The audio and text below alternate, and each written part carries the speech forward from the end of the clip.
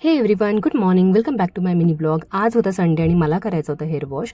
So before that I was applying oil to my hair. छान massage करून घेत होते. आता रिसेंटलीच ना मी तेलामध्ये थोडेसे करी लिव्स टाकून ते केसांना अप्लाय करते, ज्याने की हेअर ग्रोथ पण छान होते आणि हेल्थ पण छान राहते. नंतर केला होता ब्रेकफास्ट आणि ब्रेकफास्टसाठी होता आज ओटचा उपमा. साईला पण तोच केला होता.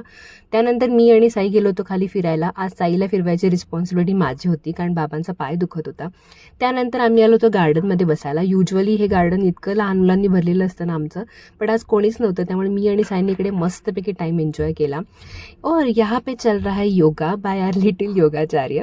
मग मी आणि साईने खेळला झोका. इतक्या दिवसांनी झोका खेळून me both were so happy. मग घरी आलो, साईची अंघोळ झाली, त्याला झोपवलं, लंच केलं आणि त्याची झोप झाल्यानंतर आम्ही निघालो होतो त्याचं फोटोशूट करायला मस्तपैकी रेडी होऊन.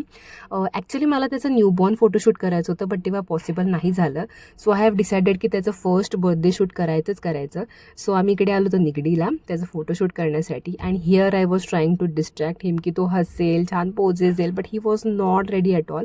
बट समहाऊ मी मॅनेज की त्याचे छान छान क्लिक्स आले. मग घरी आलो. येताना तो झोपून गेला होता. मग नंतर आली होती माझी मम्मी, दीदी अँड माय जिगर का तुकडा रुदा. मग सगळेजण आम्ही इव्हिनिंगला गेलो होतो डिनर करायला. आमच्या घराजवळच एक लाड रेस्टॉरंट म्हणून आहे, जिकडे नॉनव्हेज खूप छान मिळतं, पण इतकी वेटिंग होती. आम्ही लिटरली 1 तास वेटिंगसाठी थांबलो होतो, but it was worth waiting. And this is how we end our day. Thank you for watching. Bye.